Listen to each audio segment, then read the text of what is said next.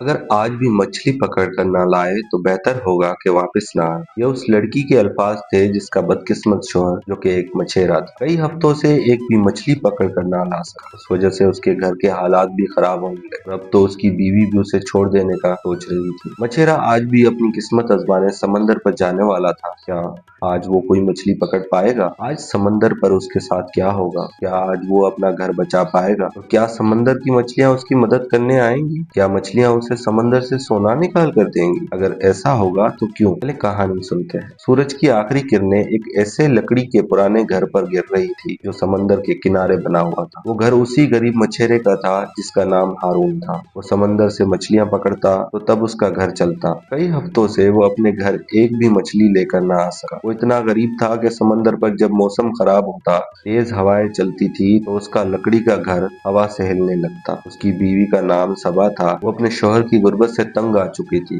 वो दिल ही दिल में अब उसे छोड़ने का सोच रही थी, लेकिन ये बात उसने अभी तक अपने शौहर से नहीं कही थी। आज वो अपने घर से निकलकर समंदर के किनारे आ बैठी और समंदर की लहरों को देखकर कहने लगी, किस इंसान से शादी कर ली है, गरीब, कंगाल और नालायक। ये कहते हुए वो खामोश हुई और समंदर को देखते हुए फिर सोचने लगी, अगर आज भी वो मछली पकड़ कर ना लाया तो मैं उसका घर छोड़कर चली जाऊंगी। वैसे भी अब इस घर में बचा ही क्या है। अभी वो ये सोच ही रही थी कि उसे समंदर से अपनी तरफ आते हुए वो कश्ती नजर आई जिस पर उसका शौहर बैठा हुआ था और साहिल की तरफ आ रहा था। जैसे ही वो अपनी कश्ती को लेकर साहिल पर पहुंचा तो उसकी बीवी सबा ने उसी उम्मीद से कश्ती की तरफ देखा कि शायद वो आज कोई मछली लेकर आया, लेकिन आज भी उसकी कश्ती में कोई मछली नहीं थी। मछेरा हारून का उतरा हुआ चेहरा भी यही कहानी सुना रहा था कि आज भी वो समंदर से खाली हाथ आया। उसकी आंखों में शर्मिंदगी थी। वो अपनी बीवी से नजरें न मिला सका और खामोशी से अपने घर की तरफ चल पड़ा। उसकी बीवी सबा उसे गुस्से से देखती रही। अरुण जैसे ही अपने घर का दरवाजा खोलकर अंदर दाखिल हुआ तो सबा भी साहिल से उठकर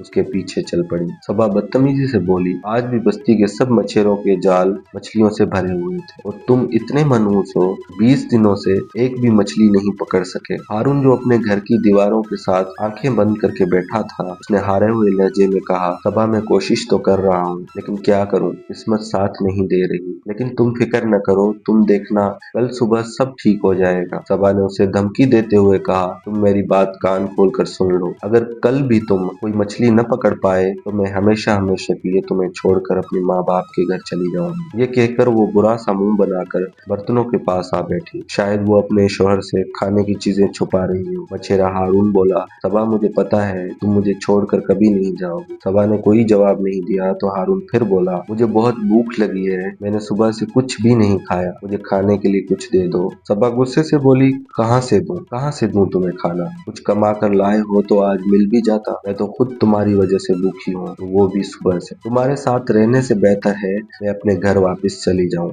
या फिर समंदर में कूद कर अपनी जान दे दूं। हारून ने फौरन सबा की तरफ देखा और फिर उसके लिए किसी हमसाये से रोटी मांगने घर से बाहर निकला। बाहर अब रात थी। समंदर की तेज हवा हारून से यूं टकरा रही थी जैसे गुर्बत उसके घर के दरवाजे से टकरा रही है। हारून के घर से निकलने की देर थी। सबा ने मिट्टी के बर्तन में छुपाया हुआ सालन और रोटियां निकाल ली और जल्दी जल्दी उन्हें खाने लगी। हारून अपनी बस्ती के एक मछेरे शेराज के घर के दरवाजे पर पहुंचा और दरवाजा खटखटाने लगा। शेराज बाहर आया तो हारून कहने लगा, शेराज भाई, आज घर में खाने के लिए कुछ नहीं है, क्या आप खाने के लिए कुछ दे सकते हैं? बस्ती के तमाम मछेरे जानते थे कि हारून की किस्मत खराब चल रही है। उसके जाल में कोई मछली नहीं आती। सब उससे दूर रहने लगे। उसी वजह से शेराज भी अब उससे मिलना नहीं चाहता था। शेराज नफरत से कहने लगा, घर पर कुछ नहीं है और हाँ, अगली बार यहाँ मत आना। हारून को शेराज के घर में पड़ी हुई वो ढेर सारी मछलियां नजर आ रही जिन्हें वो सुबह बाजार में बेचने वाला। हारून ने उन्हीं मछलियों की तरफ इशारा करते हुए शेराज से कहा, अल्लाह ने आपको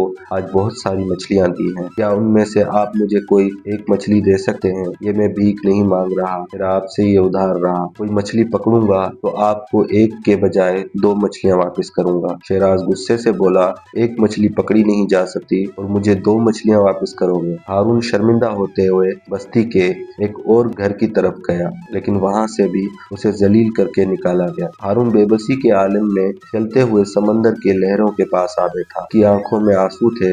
रोते हुए अल्लाह से कहने लगा, ए अल्लाह, अपने इस बंदे की मदद कर, मुझे रिज़्क दे।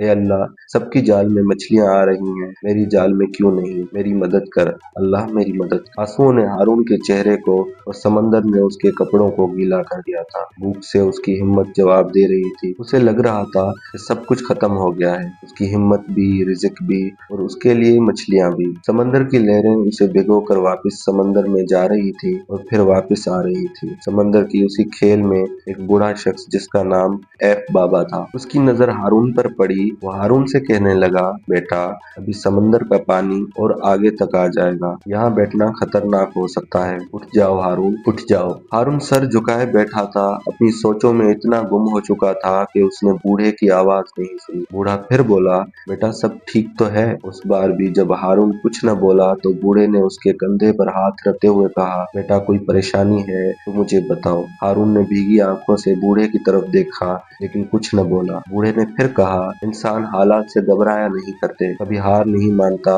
बोलो क्या हुआ है। हारून ने लरजती हुई आवाज में कहा, खाने के लिए कुछ मिलेगा। बूढ़े ने मुस्कुराते हुए कहा, बस इतनी सी बात, मैं अभी आया। ये कहकर बूढ़ा अपने घर चला गया और हारून साहिल की रेत पर बैठा उसका इंतजार करने लगा। थोड़ी ही देर में बूढ़ा अपने हाथ में कुछ खाने की चीजें ले आया और हारून के पास आ गया। ये लोग, ये तुम्हारे लिए, बूढ़े ने हारून से कहा। हारून ने बूढ़े की चीजें दी हुई देखी तो उनमें सब्जी, दाल और 3 रोटियां थी। खाना देखकर हारून की आंखों में फिर से आंसू आ गए। उसने बूढ़े का शुक्रिया अदा किया, तेज तेज कदमों के साथ चलता हुआ अपने घर आया और अपनी बीवी से कहने लगा, खाना मैं ले आया हूँ। सबा जो कि पहले ही खाना खा चुकी थी, उसने 3 में से 2 रोटियां और आधे से भी ज्यादा सालन अपने लिए रख लिया और एक रोटी के साथ थोड़ी सी दाल और सब्जी हारून को दे दी। हारून उसमें भी खुश था। खाने के बाद आज वो जल्द ही सो गया क्योंकि सुबह सूरज निकलते ही उसने एक बार फिर मछलियां पकड़ने समंदर में जाने का सोचा। लहरें उसी किनारे से टकरा रही थी जैसे एक पुराना गीत गा रही हो। आसमान हल्के गुलाबी रंगों में रंग रहा था, बारिश से पहले का एक खूबसूरत मंजर तस्वर किया हो। हारून अपना घर बचाने, अपनी किस्मत आजमाने सुबह सवेरे ही अपनी कश्ती लेकर निकल गया। आज वो कश्ती समंदर के गहरे पानियों पर वहां ले गया जहां वो आने से डरता था। उसकी कश्ती के हालात ऐसे नहीं थे कि वो उस समुद्री इलाके में आता। सबा के खातिर ये भी कर लिया। उसने सबा के खातिर अपनी जिंदगी खतरे में डाल दी। हारून ने अपना जाल समंदर में फेंका। आज उसे लग रहा था कि या तो आज वो कोई न कोई मछली पकड़ेगा या फिर उसकी कश्ती यहीं डूब जाएगी और शार्क मछलियां उसी समंदर में उसे पकड़ लेंगी और खा लेंगी। आज हारून के दिल पर एक अजीब सा बोझ था। कल रात की सबा की बातें उसे बार बार याद आ रही थी। तुम्हारे साथ रहने से बेहतर है कि मैं अपने घर वापस चली जाऊं या फिर समंदर में कूद कर अपनी जान दे दूं। उसे सबा की वो बात भी याद आ रही थी जब उसने कहा था, तुम मेरी बात कान खोल कर सुन लो, अगर कल भी तुम कोई मछली न पकड़ पाए तो मैं हमेशा हमेशा के लिए तुम्हें छोड़कर अपने माँ बाप के घर चली जाऊं। हारून कश्ती में बैठा जाल में किसी मछली के आने का इंतजार कर रहा था। सोचने लगा, अगर आज भी मैं खाली हाथ घर गया तो सब कुछ खत्म हो जाएगा, सबा चली जाएगी। उस सोच ने उस खतरनाक समुद्री इलाके में उससे मौत का खौफ भी खत्म कर दिया था। अब उसे उस बात का कोई डर नहीं था कि उसकी कश्ती यहाँ समंदर में डूब सकती है। वो बस किसी न किसी तरह मछलियां पकड़ना चाहता था, वो समंदर में ही क्यों न मर जाए। ये उसकी अपनी बीवी से सच्ची मोहब्बत थी जिसे वो चंद पैसों के खातिर समझ न पा रही थी। अगर वो उसकी हिम्मत बनती तो हारून पर ऐसे दिन ही न आते। शायद कुदरत हारून को उसकी बीवी का असल चेहरा दिखाना चाहती थी। यही वजह थी कि कई घंटे गुजर जाने के बाद भी हारून अब तक कोई मछली न पकड़ पाया। दोपहर हो गई, गर्मियों का सूरज आग बरसाने लगा, लेकिन उसका जाल अब भी खाली ही था। तकरीबन 3 बजे उसकी नजर एक ऐसी कश्ती पर पड़ी जिस शख्स का चेहरा कुछ जाना पहचाना लग रहा था। वो कोई और नहीं बल्कि शेराज ही था, वही शेराज जिसने कल रात हारून को जलील करके अपने घर के दरवाजे से वापस भेजा था। वो अपनी कल वाली मछलियां बाजार में बेचने के बाद अब फिर से और मछलियां पकड़ने गहरे समंदर पर आ चुका था। उसकी कश्ती हारून की कश्ती से कहीं बड़ी और मजबूत थी और मछली पकड़ने का साजो सामान भी हारून से कहीं ज्यादा बेहतर था। हारून उसकी कश्ती के करीब आया। शिराज की कश्ती मछलियों से भरी हुई थी और उसके जाल में अब भी और मछलियां आ रही थी जिन्हें वो समंदर से निकाल कर वापस ले जा रहा था। वापस जाते हुए उसने हारून को शर्मिंदा करने के लिए अपनी कश्ती में सबसे बड़ी मछली दिखाई जिसकी कीमत इतनी थी कि उसे बेचकर उसका 1 महीना आराम से गुजर सकता था। यह मंजर देखकर हारून को अपनी बदकिस्मती पर अफसोस होने लगा। उसे यकीन हो गया था कि वह आज भी खाली हाथ घर वापस जाएगा। और ऐसा ही हुआ। रात के अंधेरे में जब वो अपने घर वापस आया तो उसने डरते हुए घर का दरवाजा खोला, कहीं सबा घर छोड़कर चली न गई हो। लेकिन उसे तब इत्मीनान हुआ जब उसने सबा को अपने घर में देखा। हारून सबा से झूठ बोलते हुए कहने लगा, आज एक बहुत बड़ी मछली मेरे हाथ लगी थी। मैं उसे कश्ती पर लाने ही वाला था कि वो मेरे हाथ से निकलकर समंदर में चली गई। मैं कल उसे पकड़ ही लूंगा। सबा अपने बिस्तर पर लेटे उसकी बातें सुन रही थी, लेकिन कुछ न बोली। हारून ने एक गिलास में पानी भरा और उसे पीने से पहले सबा की तरफ देखा और आहिस्ता से कहने लगा, सबा, मुझे पता था तुम मुझे छोड़कर नहीं जाओ। मैं हिम्मत नहीं हारूंगा, देखना अच्छे दिन जल्द ही आएंगे। सबा को उसी बातों से कोई दिलचस्पी नहीं रही। वो उसे छोड़ने का फैसला कर चुकी थी। उसने अपने सारे कपड़े एक संदूक में बंद कर लिए थे। वो रात के अंधेरा खत्म होने का इंतजार कर रही थी। सुबह की किसी ट्रेन से अपने माँ बाप के घर जाने वाला हारून अभी भी ये बात नहीं जानता था। हारून चाहे आज कोई मछली न पकड़ पाया हो, लेकिन अपनी बीवी को अपने साथ पाकर उसे जिंदगी में कुछ उम्मीद नजर आने लगी। उसे लगने लगा कि वो उसके बुरे वक्त में उसके साथ खड़ी है, वो उसे छोड़कर नहीं जाएगी। उसी वजह से आज वो कल की तरह परेशान नहीं था। आज वो फिर से बीवी के लिए खाना लेने उसी साहिल किनारे पर जा बैठा जहाँ वो बूढ़ा कल उसके लिए खाना लेकर आया था। लेकिन आज बूढ़ा कहीं नजर नहीं आ रहा। हारून की बेचैनी बढ़ने लगी। हारून ने इधर उधर देखकर खुद से सवाल पूछा, अगर आज वो बूढ़ा ना आया तो मैं सबा के लिए घर खाना कैसे लेकर जाऊंगा। तो गुजरता गया। रात गहरी होने लगी, सितारे रोशन होने लगे, हवा मजीद सर्द और लहरें और भी तेज होने लगी। अब साहिल किनारे बैठकर बूढ़े का इंतजार करना फजूल था। आज वो नहीं आने वाला था। हारून मायूस होकर अपने घर चला आया। आज जिंदगी में वो पहला मौका था जब वो अपने बीवी के लिए खाने के लिए कुछ चीज न लाया था। सबा रात का खाना खाकर सुबह के इंतजार में सो चुकी थी। जब हारून भीगे पलकें लिए उन बर्तनों को देख रहा था जिनमें सबा खाना खाया करती थी, उसने घर के बर्तनों को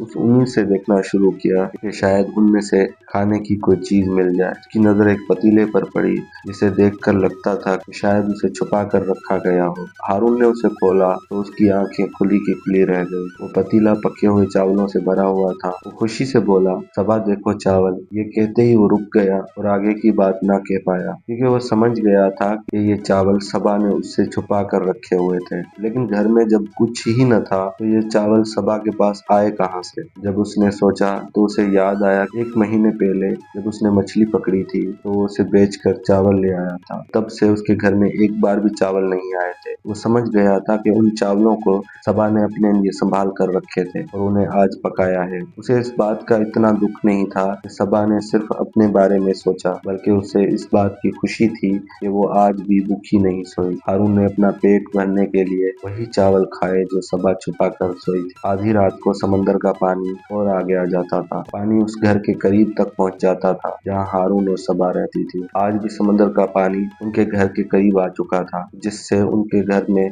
सर्दियों जैसी ठंडक हो जाती थी। हारून ने चादर ली और बिस्तर पर लेटकर घर की खिड़की से बाहर समंदर की लहरों को आते जाते देख रहा था और यही सोचने लगा कि आज वो सुबह से भूखा था और सबा ने फिर उससे चावल छुपा कर रखे। इन्हीं सोचों पर वो सो गया तो समंदर पर सुबह हो गई। आज वो सुबह हुई थी जो हारून को सबा का असल चेहरा दिखाने वाली थी। आज वो सुबह थी जो सब कुछ बदल देने वाला था। आज वो ऐसी सुबह थी जो उन बीवियों के लिए सबक बनने वाली थी जो अपने शौहर के मुश्किल वक्त में उनका साथ नहीं देती, उनकी हिम्मत नहीं बनती, उन्हें तनहा छोड़ देती है। सुबह के पहली किरण के साथ ही हारून फिर से मेहनत करने के लिए उठ गया। सबा अब भी सो रही थी। हारून सबा को अपनी बीवी के रूप में जिंदगी में आखिरी बार देख रहा था, लेकिन उस बात से बेखबर था। वो सबा के लिए मेहनत करने के लिए घर से बाहर निकल आया, समंदर किनारे पड़ी अपनी कश्ती का जायजा लेने लगा। आज वो और भी खतरनाक मोल लेने वाला था। आज वो समंदर में और भी आगे निकल जाने वाला था, इसलिए वो अपनी कश्ती का जायजा ले रहा था। उसके हालात ऐसे हैं कि वो समंदर में और आगे जाने का रिस्क ले सके। इतनी देर में सबा भी उठ चुकी थी। उधर हारून कश्ती लेकर समंदर पर रवाना हुआ, इधर सबा रेलवे स्टेशन के लिए रवाना। वो अपना घर और अपना शौहर छोड़कर हमेशा हमेशा के लिए वहाँ से चली गई। सूरज अब थोड़ा और ऊपर आ चुका था। हारून ने अपना जाल उठाया और समंदर में फेंक दिया। उसके हाथ ठीक जाल की रस्सी पर थे।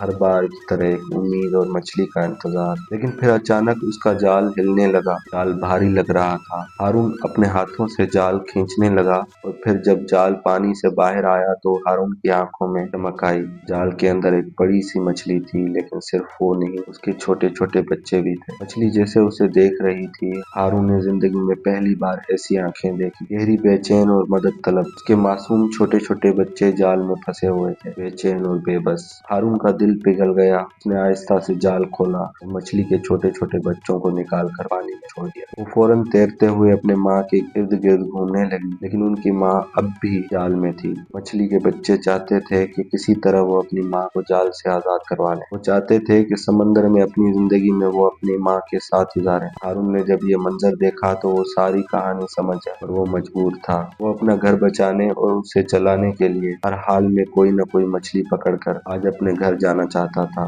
लिहाजा उसने जाल को कश्ती के अंदर खींच लिया और मछली कश्ती में आकर तड़पने लगी। कश्ती से बाहर मछली के बच्चों की आंखें ऐसी लग रही थी जैसे वो रो रहे हों। मछली चाहे कश्ती में आ गई थी, लेकिन उसके बच्चे अब भी कश्ती के साथ तैर रहे थे। हारून की नजर फिर से मछली के बच्चों पर पड़ी। उनकी हालत देखकर हारून को उन पर तरस आ गया। लेकिन अगर आज वो मछली को छोड़ देता, आज उसके घर में खाने को कुछ भी नहीं था, तो शायद कल वो भूख से हिम्मत हार कर मछली पकड़ने समंदर पर ना आ पाए, तो शायद उसकी कहानी ही खत्म हो जाए। यानी हारून को लग रहा था कि आज उसके पास जिंदगी का आखिरी मौका है। आज उसे किसी भी हाल में उसी मछली को समंदर में वापस नहीं छोड़ना। हारून ने जो मछली पकड़ी थी वो इतनी बड़ी थी कि अगला 1 महीना उसका आराम से गुजर सकता था। मछली कश्ती में तड़प रही थी और उसके बच्चे कश्ती के बाहर पानी में। हारून ने एक नजर कश्ती में पड़ी मछली पर डाली और दूसरी तरफ समंदर में उसके बच्चों पर। वक्त ज्यादा नहीं था, कश्ती में पड़ी मछली बस मरने ही वाली थी। हारून ने एक गहरी सांस ली और कश्ती में तड़पती हुई मछली उठाकर समंदर में फेंक दी। और रोता हुआ उसी मछली को देखकर कहने लगा, जा चली जा। आज पहली बार उसे लग रहा था कि वो एक मछेरा नहीं बल्कि एक इंसान भी है। बड़ी मछली ने समंदर की गहराइयों में जाने से पहले एक पल के लिए हारून को देखा, जैसे वो हारून का शुक्रिया अदा करना चाहती। मछली के बच्चे अपनी माँ से मोहब्बत का इजहार कर रहे थे। उसके बाद मछली अपने बच्चों को लेकर समंदर की गहराइयों में चली गई। हारून अपना सर झुकाकर कश्ती में बैठ गया और कहने लगा, ये मैंने क्या कर दिया। थोड़ी देर की खामोशी के बाद वो फिर बोला, अगर आज मैं खुश नहीं हूँ तो क्या हुआ, आज वो मछली और उसके बच्चे तो खुश है ना। ये कहते ही वो आंखें बंद करके अपनी कश्ती से टेक लगाकर बैठ गया। वो खुद में ही गुम हो गया। लेकिन फिर उसे अपनी कश्ती से किसी चीज के टकराने की आवाज सुनाई दी। हारून ने कश्ती से झुककर नीचे पानी में देखा। उसे पानी में कुछ चमकता हुआ दिखाई दिया, जो कि सोना था, एक छोटा सा सोने का टुकड़ा। वही मछली पानी से बाहर आई थी। उसने मुंह में सोने का एक छोटा सा टुकड़ा पकड़ा हुआ था। हारून ने सोने का टुकड़ा पकड़ा तो एक पल के लिए लहरें फिर से उठी और मछली समंदर में चली गई। हारून को अब मछली पकड़ने की जरूरत नहीं थी। वो सोने को बेचकर अपने कई हफ्तों की जरूरत पूरी कर सकता था। वो खुशी खुशी अपने घर वापस आया तो घर में सिर्फ खामोशी ही। उसने आवाज दी, सबा, मगर कोई जवाब न आया। उसके दिल में एक अजीब सा खौफ जाग गया और अचानक से सबा की कही हुई बात वो याद आई, अगर कल भी तुम कोई मछली न पकड़ पाए तो मैं चली जाऊँ। सबा सच में तो नहीं चली गई। हारून ने अपना सर पकड़ लिया। नहीं, ऐसा नहीं हो सकता। हारून के दिल में बेचैनी बढ़ने लगी। वो तेजी से बाहर निकला, इधर उधर देखने लगा, मगर सबा कहीं नहीं। फिर उसे याद आया कि उसके पास सबा के बाप का नंबर है, लेकिन हारून के पास न मोबाइल था, न ही फोन करने के लिए पैसे। उसने करीबी बाजार में जाकर सोना बेचा, सबा के बाप को फोन किया। दूसरी तरफ से एक सख्त आवाज सुनाई दी, सबा के बाप की आवाज थी, जिसने उसे बताया कि सबा उसके घर पर है और अब वो उसके साथ रहना नहीं चाहती और उसकी शक्ल भी नहीं देखना चाहती, और उसने आइंदा फोन न करने का कहा। दिन गुजरते गए, हारून की सारी कोशिशें नाकाम रही। हारून और सबा का रिश्ता हमेशा के लिए खत्म हो गया। उस दिन उन दोनों का रिश्ता कानूनी तौर पर भी खत्म हो चुका था। उस रात हारून समंदर किनारे आ बैठा। आज उसके पास पैसा था, सबा नहीं थी। सबा उसके लिए नहीं, सिर्फ पैसों के लिए उसके साथ थी। जैसे ही पैसा खत्म हुआ वो चली गई। जो साथ छोड़ने वाला होता है वो किसी भी हाल में छोड़ जाता है। ये कहानी हमें एक नहीं कई सबक देती है। जिंदगी में अच्छा बुरा वक्त आता रहता है, मगर मुश्किल वक्त ही हमें बताता है कि हमारे अपने कौन है और गैर कौन। जो मुश्किल में साथ देते हैं वही हमारे असल साथी होते हैं। अच्छे वक्त में तो गैर भी साथ देंगे। तो दोस्तों, ये कहानी आप लोगों को कैसी लगी कमेंट में जरूर बताइएगा, और हाँ, सब्सक्राइब करना ना भूलिएगा। अल्लाह हाफिज।